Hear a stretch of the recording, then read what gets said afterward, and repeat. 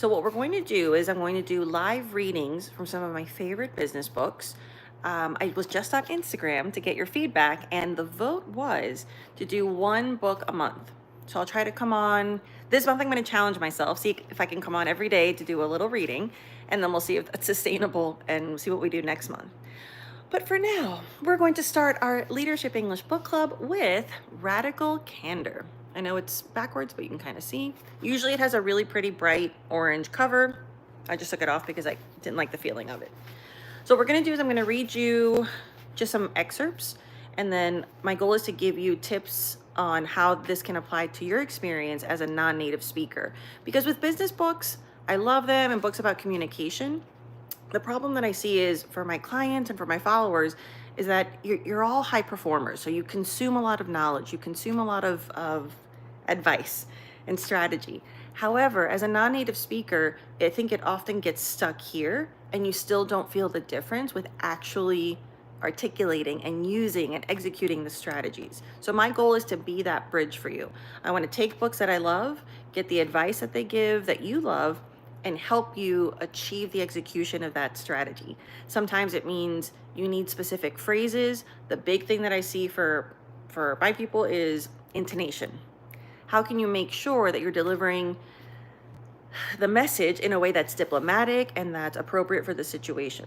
So let us begin. So I'm going to start with chapter 2. I'm going to read the story that she starts with here. So get, give, and encourage guidance. Creating a culture of open communication. The story. Shortly after I joined Google, I gave a presentation to Google's CEO and founders on the performance of AdSense. Despite the fact that AdSense was doing great, and even though my boss was sitting next to me in a show of support, I felt nervous. Luckily, we had a good story to tell. The business was growing at an unprecedented rate. As I looked around the room, I caught the eye of CEO Eric Schmidt, whose head snapped out of his computer when I declared how many new customers had signed up in the past month. I distracted him from his email. A triumph! How many did you say? He asked. I repeated the number, and he almost fell out of his chair. I couldn't have asked for a better reaction. After I finished, I felt that mix of euphoria and relief that follows a successful presentation. My boss was waiting for me by the door, and I half expected a high five. Instead, she asked if I'd walk back to her office with her.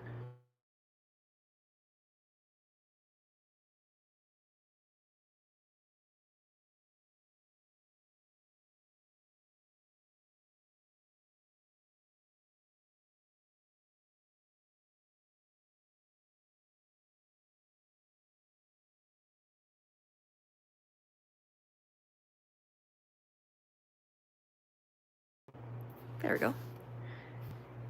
And your ability to be intellectually honest about both sides of the argument, not just your own, bought you a lot of credibility in there. She mentioned 3 or 4 specific things I'd said to illustrate her point. I'd been worried that I wasn't arguing my points vehemently enough, so this was welcome news to me. I learned a lot today from the way you handled those questions. This didn't feel like mere flattery. I could tell from the way she stopped and looked me in the eye that she meant it. She wanted me to register that something I'd been worried about being a weakness was actually a strength. Sounds like a great boss. This was interesting, but I wanted to file it away to think about later. That nagging feeling persisted in my stomach. There was an axe waiting to fall here. What I really wanted to know was, what had I done wrong? But something didn't go well, right? Cheryl laughed. You always want to focus on what you could have done better, which I understand. I do too. We learn more from failure than success, but I want you to focus for a minute on what went well, because overall, it did go well. This was a success. I listened as best as I could. Finally, she said, you said a lot. Were you aware of it? Yeah, I replied. I know I say that too much. Surely she couldn't be taking this little walk with me just to talk about the thing. Who cared if I said when I had a tiger by the tail? Was it because you were nervous? Would you like me to recommend a speech coach for you? Google will pay for it. I didn't feel nervous, I said, making a brushing off gesture with my hand as though I were shooing a bug away. Just a verbal tic, I guess. There's no reason to let a small thing like a verbal tick trip you up. I know. I made another shoe fly gesture with my hand. Cheryl laughed. When you do that thing with your hand, I feel like you're ignoring what I'm telling you. I can see I'm going to have to be really, really direct to get through to you.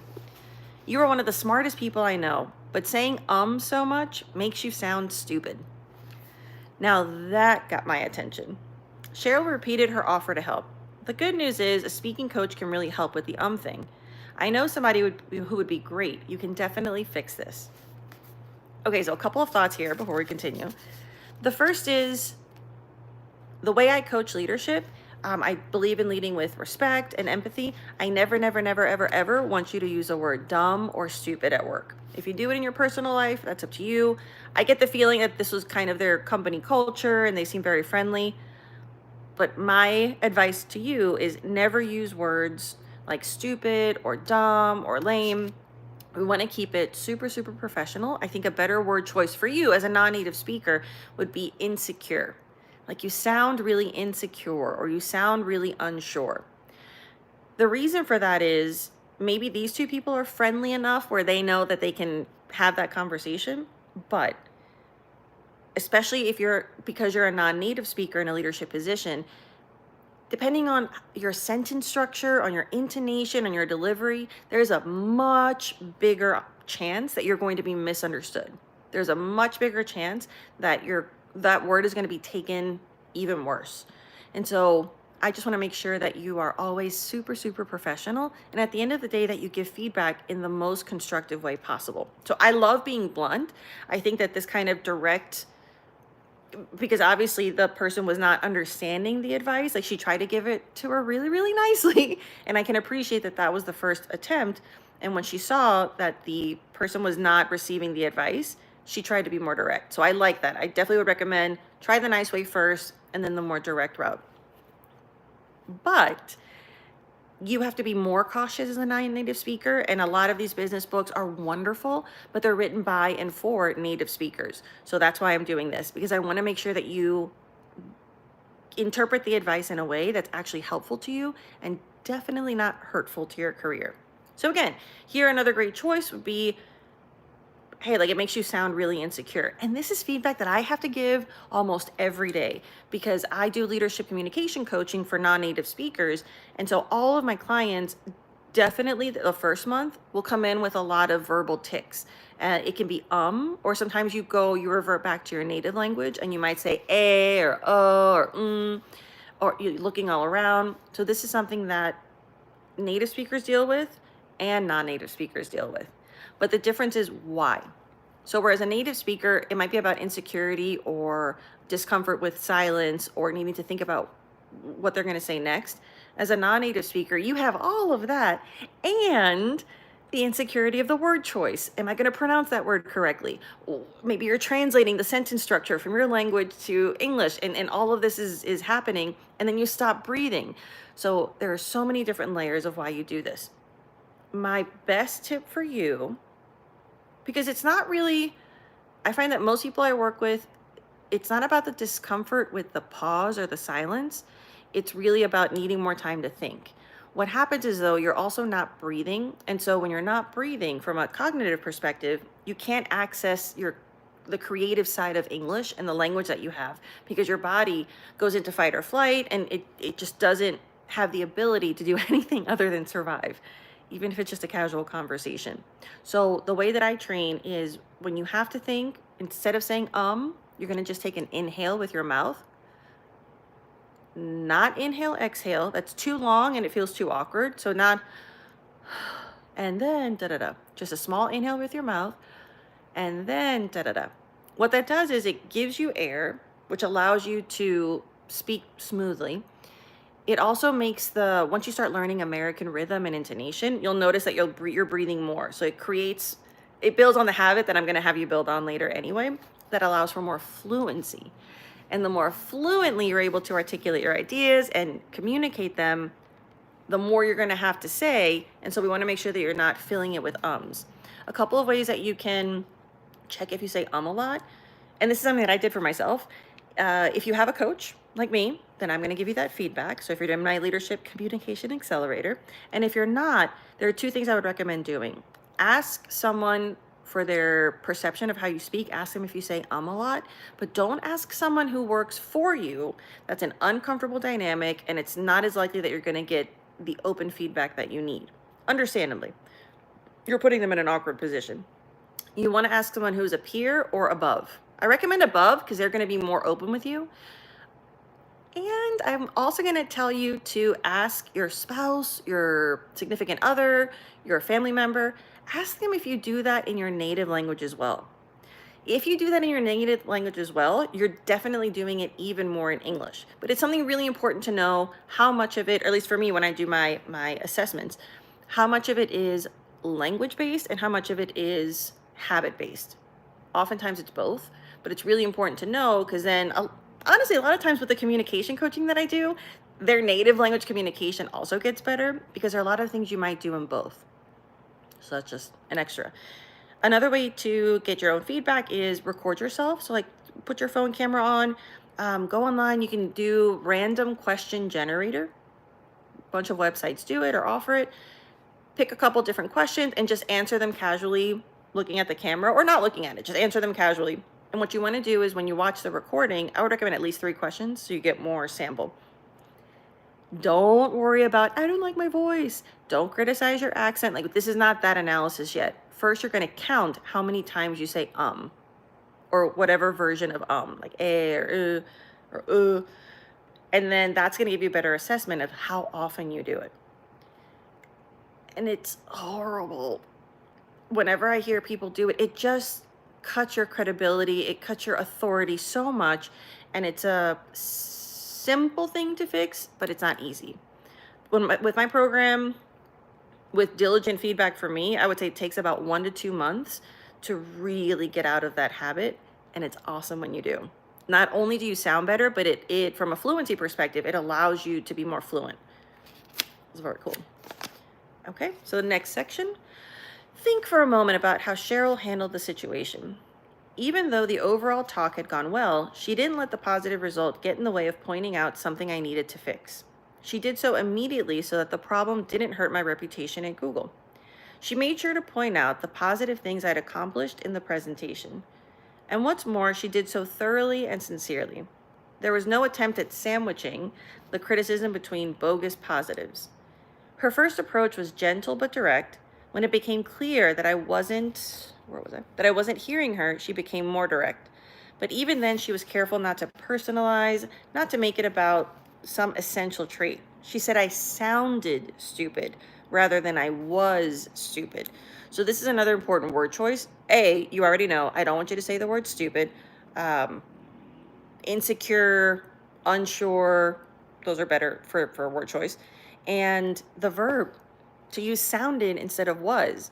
So these are those tiny moments. These are not hard words. And this is where with leadership communication, a lot of people that join my program, they think I need more English. But as they do the work, they realize what you need is the right English. You need the strategy. And oftentimes that doesn't mean a higher level. It means a higher level of English words. It means a higher level of strategy. So the good news is you have enough English. You just need to use it better. I didn't feel like an idiot with defects, but a valuable team member she was ready to invest in. But it still stung a bit. This conversation was extremely effective on 2 counts. First, it made me want to solve my problem immediately. After only 3 sessions with a speech coach, I had made noticeable improvement. Second, it made me appreciate Cheryl and inspired me to give better guidance to my team. The way she gave praise and criticism got me thinking about how to teach other people how to adopt this style of management. All of this from a 2-minute encounter. Now, something else that happens, I'll put this here. Something else that happens with leaders who are non-native speakers, there are 2 scenarios. One, you had your career early on in an English-speaking environment, and then as you climb the corporate ladder, you learned leadership in English. Or you achieved leadership levels in your country or in your native language, and then you got either promoted or you got another job where now you're a leader in English. And both present unique challenges. And this is where I modify my approach with my clients. if you're coming from a position where you had leadership experience in your native language, this is going to be interesting because you want to analyze what your leadership style was, how you communicated. Then you want to realize, okay, your audience, for example, I have a client who he was a leader in South America. And so he worked with mostly Brazilians and Argentinians, very familiar with the cultures, had a certain way of communicating with them. Great leader. Now being in a leadership position at a global company, and now he works with executives who are from not only the US, but I think we told like 7 different countries between all the executive board and the main stakeholders. So it was a very different approach. And that was something that he didn't know that he was applying the same communication style from before, because obviously it worked for him. He had years and years of success, but it wasn't working in this position. And so the reason is the expectation for how to communicate was very different. And so this is something that being able to adapt, and in this case, always going for the gentle, kind approach first, and then the more direct approach. And so you might realize, oh, wow, with my people in my other company, I was super blunt and direct, but they got it. They got me. That's great. But that probably won't translate to your English style of leadership. And so take it into account, take a moment to do that on your own assessment. Now, if you're in the other camp where you learned your leadership throughout, in your career all in English, I find that a lot of companies don't give enough leadership communication training. They just kind of promote and you learn on the job. So part of what you want to do there is kindly observe the leaders in your company and pick what you like and what you don't like. So observe those behaviors and then ask yourself, am I doing these? And then do I want to keep doing these? So as you're defining your own style, sometimes we unconsciously pick up traits and we think, oh, that must be what leadership is, but you have a choice. So if you have a toxic leader, if you have a leader who's super blunt and you think everybody has to be that blunt, it might work, but there are other ways that work that are maybe more authentic to your style or to what your team needs. All right, and then here, another thing that happens, what I find with leaders who are non-native speakers, there's sometimes more of a hesitation to give feedback. Part of it is an insecurity, even though you have so much more experience than your team members or the people you're mentoring, is a sense of, well, my English isn't perfect. How am I going to give them feedback on their communication? And so you don't. Feedback not given because you don't want to hurt someone's feelings hurts their career. And that is completely the opposite of what you want from your leadership. And I know that anybody who works with me, I know you always have the best of intentions for your people. And so in trying to spare their feelings and trying to save face, you're actually hurting their career. I really admire the approach that this particular leader took. She didn't wait a week. She immediately was like, hey, you did great. And you can be better by fixing this. So she didn't have 5 more meetings where she had this and sounded insecure in these high-level meetings. She was immediately able to become aware of it, and luckily for her, have the opportunity to fix it. So what you want to do is, now you need to give that feedback. That's why you're in these leadership positions. People need to know from what you've learned, from your mistakes and from your experience. Now you need the phrasing and the intonation.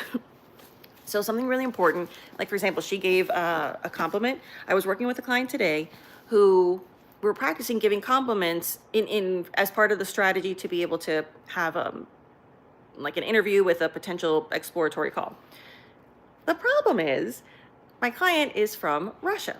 And so that area of the world, when you try to give compliments in English, it tends to sound sarcastic to an American ear, because typically, not everybody, if you're from, and I find this with a lot of my clients from Germany, from Russia, from Ukraine, from Iceland, from Nordic countries, the delivery tends to be very flat. And so when you're doing that in English, because Americans are so overly excited, it's perceived as either you're super serious or you're being sarcastic, and then that's going to have a very negative impact. The best thing you can do, I don't want you to not be yourself. So I don't want you to become this happy, everything is great American style person if that's not you. That's okay. But we do want to adapt your cadence, your rhythm to be understood more accurately. So something small that we did for him is to just pause, because he wasn't really pausing. And so the delivery was, that's incredible. What kind of, like, that's incredible. What kind of machinery do you use? And then, like, with his more serious expression, it felt even more sarcastic. So all we did was we paused a little more, like, oh, that's incredible. So tell me, what kind of machinery do you use? So just by having that pause, that natural breathing, it came across a lot more genuine, which was his intention. But now his intention was received appropriately. And so that was a way to adapt the language while still being authentic. And so this is something that you are going to need to practice. So if you're from those areas, or if you know that you come from a culture that's a little more serious or doesn't give compliments that often, that's something that as a leader you want to work on, how to give praise. So look up phrases, go on ChatGPT and put your situation, like make it super specific, like tell your job and the context, and you're in one-on-ones and you want to give specific advice to your solutions architects. And so it's going to give you very specific compliments. Read them out loud and practice the intonation. If you're just sounding robotic like this, the compliment is not going to land. Even if you just change your voice a little bit, that compliment's going to sound more genuine.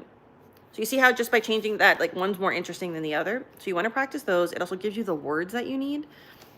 And then you're also going to want to do, you can even practice. Again, use ChatGPT or whatever you use and say, give me some examples. Like, I'm the director of whatever. I need to give negative feedback to my team who had delays in production because of blah, blah, blah. Give me a few sentences where I can give them constructive feedback in a diplomatic way. Get those sentences, practice out loud. And you're not just practicing to practice, you're learning what words and what structure is going to be construed as constructive.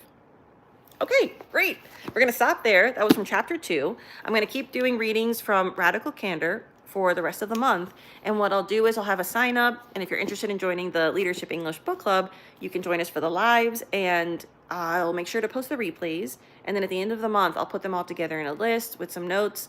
And then you're going to be able to access that and then join us for next month's book. So thank you so much. Let me know in the comments what books you like, because I'm trying to make a list for this year. What are some of your favorite leadership, communication, and business books? Let me know. It could be books that you want to read or books that you've already read, maybe some of your favorites. I would love to know what you like and what you need as well.